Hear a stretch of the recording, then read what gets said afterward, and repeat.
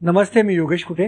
देशात उपराष्ट्रपती पदाची निवडणूक जाहीर झालेली आहे, पण या निवडणुकीच्या आधीच दिल्लीतील एक निवडणूक ही देशभरामध्ये गाजली। ही निवडणूक होती कॉन्स्टिट्यूशन क्लबची, म्हणजे आजी आणि माजी खासदारांना एकत्र भेटण्यासाठी, एकत्र जमण्यासाठी जी जागा आहे ती आहे कॉन्स्टिट्यूशन क्लब।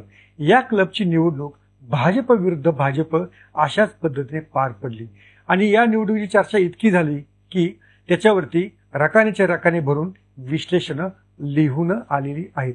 या निवडणुकीचं महत्त्व काय होतं, तर या निवडणुकीमध्ये भाजप विरुद्ध भाजप असा संघर्ष पाहायला मिळाला। आता हा जो कॉन्स्टिट्यूशन क्लब आहे हा सर्व आजी माजी खासदारांसाठी आहे असं मी आधी सांगितलंच, पण या क्लबसाठी ज्यांनी अथक परिश्रम केले, गेली 25 वर्ष या क्लबमध्ये विविध विकास कामे केली, ते भाजपचे सिवानचे खासदार राजीव प्रताप रूडी यांचीच एका अर्थानं या क्लबवरती गेली 25 वर्ष सत्ता आहे। त्यांच्या विरोधात त्यांच्याच पक्षाचे माजी खासदार संजीव बलियान हे या निवडणुकीमध्ये उभे होते।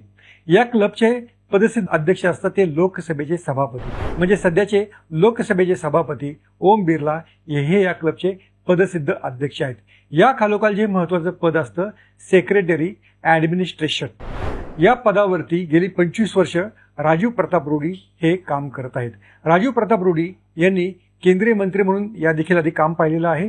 एक स्वतः ते वैमानिक आहेत आणि जेव्हा संसदेला सुट्टी असते किंवा इतर त्यांचा जो व्यवसाय जर पाहिला तर ते अनेकदा विमान चालवताना आपल्याला पाहायला मिळतात।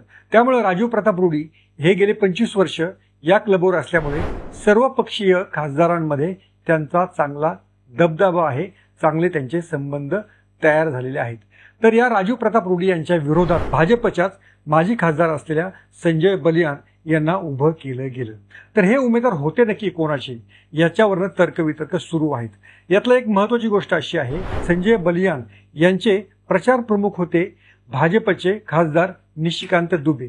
निशिकांत दुबे तुम्हाला माहिती असेल की ज्यांनी मराठी विरुद्ध अमराठी वादामध्ये मराठी माणसाला थोडंसं डिवचण्याचं काम केलेलं होतं। हे निशिकांत दुबे संजय बलियान यांच्या प्रचारासाठी झटत होते।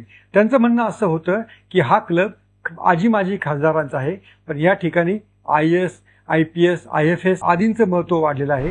हा जो क्लब आहे हा दलालांचा अड्डा बनलेला आहे, त्यामुळं या क्लबमध्ये सत्ता परिवर्तन होणं गरजेचं आहे। आता हे निशिकांत दुबे प्रचार प्रमुख असल्यामुळं आणि काँग्रेसच्या किंवा विरोधी पक्षांच्या अनेक नेत्यांवरती जहरी टीका ते करत असल्यामुळं साहजिकच निशिकांत दुबे यांच्यावरचा राग या निवडणुकीमध्ये निघाला असं देखील बोललं जात आहे। दुसरी महत्त्वाची जी गोष्ट आहे, संजय बलियान हे निशिकांत दुबे यांचे उमेदवार होते असं आपण मानूया। मग निशिकांत दुबे हे नक्की कोणाचे असा देखील तर्क लावला गेला। तर निशिकांत दुबे यांचं आता ANI वरती एक रिसेंट एक पॉडकास्ट झालेलं होतं। या पॉडकास्टमध्ये त्यांना काही प्रश्न विचारण्यात आलेले होते। त्या प्रश्नांच्या उत्तरामध्ये त्यांनी मोदी आणि अमित शहा यांची भरभरून स्तुती केलेली होती। त्यांचं एक महत्त्वाचं असं वाक्य होतं, मोदींना भाजपची गरज नसून भाजपलाच मोदींची गरज आहे। आणखीन एक त्यांनी विधान असं केलेलं होतं की मोदींनंतर कोण असा प्रश्न जेव्हा त्यांना विचारला तेव्हा त्यांनी असं उत्तर दिलेलं होतं की मोदींनंतर भाजपमध्ये अनेक नेते आहेत, त्याच्यामध्ये अमित शहा हे अग्रभागी आहेत। त्यांना योगी आदित्यनाथ यांच्याबद्दल प्रश्न विचारण्यात आला तेव्हा त्यांनी असं म्हणाले की योगी आदित्यनाथ यांच्यापेक्षा अमित शहा हे देश पातळीवरती फार मोठ्या प्रमाणात लोकप्रिय आहेत। त्यांनी असं देखील पुढे पुष्टी जोडलेली होती की योगी आदित्यनाथ यांच्यापेक्षा देवेंद्र फडणवीस आणि आसामचे मुख्यमंत्री बिस्वाल हे दोघे योगी यांच्यापेक्षाही सरस आहेत। त्यामुळं तुमच्या लक्षात आलं असेल निशिकांत दुबे हे कोणाचे आहेत, तर निशिकांत दुबे याचा सरळ सरळ असा अर्थ आहे की निशिकांत दुबे यांच्यावरती अमित शहा यांचा वरदहस्त आहे। त्यामुळं पर्यायानं संजय बलियान हे जे आहेत हे अमित शहा यांचेच उमेदवार ठरतात। दुसरी गोष्ट याला आणखीन एक उपगट असा आहे, संजय बलियान हे जे आहेत हे मुझफ्फराबादचे माजी खासदार आहेत। उत्तर प्रदेशच्या राजकारणामध्ये हे योगी आदित्यनाथ यांचे विरोधक समजले जातात। तुम्ही सगळे डॉट्स जोडा, योगी आदित्यनाथ यांचे विरोधक संजय बलियान यांचे समर्थक निशिकांत दुबे, निशिकांत दुबे हे योगींपेक्षा अमित शहा यांना सरस आणि अधिक लोकप्रिय मानतात। त्यामुळं एका अर्थानं संजय बलियान हे केंद्रीय गृहमंत्री अमित शहा यांचेच उमेदवार ठरवले गेले। त्यामुळं या निवडणुकीमध्ये रंगत वाढली आणि राजीव प्रताप रुडी आणि संजय बलियान यांच्यामधलं आणखीन एक जाती समीकरण असं होतं.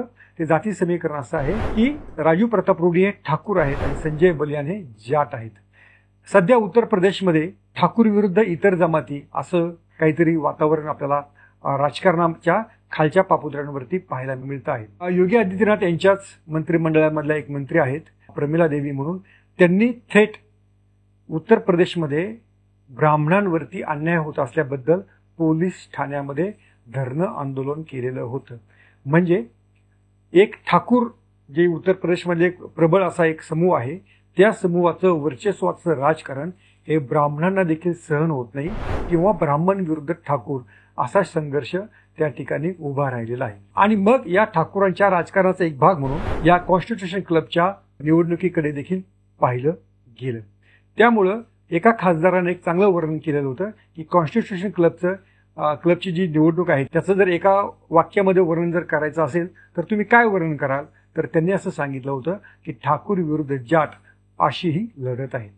आता झालं काय या निवडणुकीमध्ये, तर राजीव प्रताप रुडी यांनी 200हून अधिक मतांनी संजय सलियान यांचा पराभव केला. या निवडणुकीच्या मतदानासाठी कोण कोण आलं होतं. सोनिया गांधी आल्या होत्या, मल्लिकार्जुन खरगे आले होते, अमित शहा, भाजपचे अध्यक्ष JP नड्डा अशा दिग्गज नेत्यांनी आपला मतदानाचा हक्क बजावला होता. आणि राजीव प्रताप रुडी यांचे सर्वपक्षीय संबंध पाहता त्यांनी या निवडणुकीमध्ये 200हून अधिक मतांनी या विजयावरती शिक्कामोर्तब केलं. त्यामुळं हा जो उमेदवार पडलेला आहे हा अमित शहा यांचाच उमेदवार पडलेला आहे. संजय बलियान हे अमित शहा यांचेच उमेदवार होते. त्यामुळेच मग इतर जे विरोधी पक्षातले नेते होते, इतर जे विरोधी पक्षातले आजी माजी खासदार होते, त्या अनेक बहुतांश खासदारांनी राजीव प्रताप रुडी यांना पसंती दाखवली. त्यामुळेच गेली 25 वर्ष या क्लबवर जी राजीव प्रताप रुडी यांची जी सत्ता होती ती सत्ता कायम राहिलेली आहे. याच्यामध्ये एक महत्त्वाचा प्रश्न उपस्थित झालेला आहे की भाजप हा शिस्तबद्ध पक्ष समजला जातो. मग या शिस्तबद्ध पक्षानं भाजप विरुद्ध भाजप अशी निवडणूक या कॉन्स्टिट्यूशन क्लबमध्ये का होऊ दिली. असं बोललं जातं की राजीव प्रताप रुडी यांनी मान्य केलं होतं की ही निवडणूक मी लढवणार नाही. त्यामुळं संजय बलियान यांनी आपल्या निवडणुकीसाठी अर्ज दाखल केलेला होता. पण राजीव प्रताप रुडी यांना विरोधी पक्षांच्या खासदारांनी उभं राहण्यासाठी आग्रह धरला आणि ते निवडून आलेले आहेत. राजीव प्रताप रुडी हे बिहारमधल्या सिवानचे खासदार आहेत. त्यांनी राबडी देवी यांच्यासारख्या दिग्गज उमेदवारांचा सिवानमधनं पराभव करत त्यांनी खासदारकी मिळवलेली किंवा आपली खासदारकी राखलेली आहे. या राजीव प्रताप रुडींना अटल बिहारी वाजपेयी यांच्या काळामध्ये मंत्रिपदाची संधी मिळालेली होती. मात्र मोदी सरकारच्या काळामध्ये त्यांना मंत्रिपदावरती संधी मिळू शकली नाही. त्यामुळं अमित शहा किंवा मोदींच्या ते त्या अर्थानं जवळचे मानले जात नाही. त्यामुळं देखील जर पाहिलं तर राजीव प्रताप रुडी हे काही अमित शहा यांच्या पसंतीचे उमेदवार होते असं कोणीही दिल्लीमध्ये बोलत नाही. त्यामुळं ही जी गाजलेली निवडणूक आहेत या गाजलेल्या निवडणुकीमध्ये अमित शहा यांनी पाठिंबा दिलेल्या उमेदवाराचा पराभव झाला. हे आता आपण जे डॉट्स जोडलेले आहेत त्या डॉट्सद्वारे नक्की आपल्याला लक्षात येतं. याच्यामध्ये आणखीन एक वेगळी बातमी अशी आहे की आपले मावळचे खासदार श्रीरंग बारणे हे देखील या क्लबच्या एक्झिक्युटिव्ह काउन्सिल म्हणजे कार्यकारी समितीवरती निवडून आलेले आहेत. त्यांच्या निवडीसाठी देखील महाराष्ट्रातल्या बऱ्याच खासदारांनी प्रयत्न केलेले होते. प्रतिष्ठेची अशी ही लढत श्रीरंग बारणे यांची झालेली होती. जाता जाता या निवडणुकीमध्ये आणखीन एक किस्सा घडला की आजी माजी खासदार या कॉन्स्टिट्यूशन क्लबचे मतदार असल्यामुळे शिरूरचे विद्यमान खासदार अमोल कोल्हे आणि माजी खासदार शिवाजीराव आढळराव पाटील हे देखील योगायोगानं काल कॉन्स्टिट्यूशन क्लबमध्ये भेटले. या क्लबमध्ये भेटल्यानंतर अमोल कोल्हे यांनी शिवाजीराव आढळराव यांच्या पाया पडून त्यांचं दर्शन देखील घेतलं. आणखीन एक महत्त्वाची बाब अशी घडली की श्रीरंग बारणे, अमोल कोल्हे आणि शिवाजीराव आढळराव पाटील यांचा या तिघांचा असा एकत्रित फोटो देखील अमोल कोल्हे यांनी या निवडणुकीच्या निमित्तानं क्लिक केला.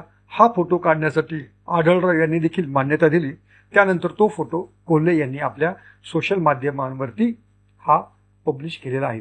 त्यामुळं ही अशी जी निवडणूक होती ही देशभरात गाजली. दिल्लीमध्ये त्याची आणखीन चर्चा झाली. उपराष्ट्रपती पदाच्या निवडणुकीमध्ये राज्यसभा आणि लोकसभा या दोन्ही सदनाचे सदस्य म्हणजे खासदार मंडळी हे मतदान करत असतात आणि कॉन्स्टिट्यूशन क्लबमध्ये देखील आजी आणि माजी खासदार या ठिकाणी मतदान करत असतात. त्यामुळं त्या अर्थानं काही मतदार हे दोन्ही ठिकाणी समान आहेत. त्यामुळंच या निवडणुकीची चर्चा भरपूर झाली. भाजप विरुद्ध भाजप असा देखील त्याला रंग होता. अमित शहाने आपला उमेदवार रिंगणामध्ये उतरवलेला आहे, हा देखील त्याला एक ग्लॅमर या निवडणुकीला प्राप्त करून दिलेलं होतं. राजकारणामध्ये चाणक्य समजल्या जाणाऱ्या अमित शहा यांच्या उमेदवाराचा पराभव होणं याची चर्चा होणं स्वाभाविकच होतं. राजीव प्रताप रुडी यांनी मात्र आता आपला या क्लबवरचा दबदबा कायम ठेवलेला आहे. त्यामुळे आता पुढच्या काळामध्ये या विजयाचं शिक्षा त्यांना भाजपमध्ये पुढच्या काळात मिळेल की काय अशी देखील शंका वर्तवली जात आहे. पण खुद्द राजीव प्रताप रुडी यांचं याबाबतचं मत जे आहे ते अतिशय वेगळं होतं. त्यांचं म्हणणं असं होतं की खरी लोकशाही काय आहे हे या बड्या नेत्यांनी दाखवून दिलेलं आहे. अमित शहा, JP नड्डा, सोनिया गांधी, मल्लिकार्जुन खरगे यांनी या मतदानाला उपस्थित राहून कॉन्स्टिट्यूशन क्लब हा कसा लोकशाही पद्धतीने चालवतो हे दाखवून दिलं. अशा शब्दामध्ये या मतदान प्रक्रियेचं कौतुक केलेलं होतं किंवा त्याबद्दलचे आभार व्यक्त केलेले होते. तरी एक प्रश्न असा राहतोच की भाजपनं किंवा अमित शहाने, नरेंद्र मोदी यांनीच खरं तर त्यांचा प्रत्येक शब्द हा भाजपमध्ये अक्षरशः झेलला जातो. त्यांनी या क्लबमध्ये भाजपच्याच दोन नेत्यांमध्ये लढाई का होऊन दिली या प्रश्नाचं उत्तर आपल्याला काही मिळत नाही एवढं मात्र निश्चित. तुम्हाला या व्हिडिओबद्दल काय वाटतं आवर्जून सांगा. पाहत राहा लेट्स अप मराठी. सोशल मीडियाच्या भाऊ गर्दीत विश्वासार्हतेने चकाकणारे नाव म्हणजे लेट्स अप मराठी. सगळ्यांना, सगळ्या नागरिकांना ती स्पीच, ती लेट्स अप वरील मुलाखती म्हणजे विचारांचा खजिना. त्यानंतरच्या निवडणुकीमध्ये मला सोडून गेले. बातम्या केवळ वस्तुस्थिती सांगणाऱ्या, न प्रोपगंडा, फक्त जनतेचा अजेंडा. क्योंकि आने वाला कल जाने वाला है, जाने वाला कल आने वाला है. राजकारण, मनोरंजन असो की क्रीडा क्षेत्र, महाराष्ट्राची स्पंदने संवेदनशीलतेने टिपणारे माध्यम म्हणजे लेट्स अप मराठी. जगासोबत एक पाऊल पुढे राहण्यासाठी लेट्स अपचे ऍप, सोशल मीडिया आणि वेबसाईट सोबत कनेक्टेड रहा.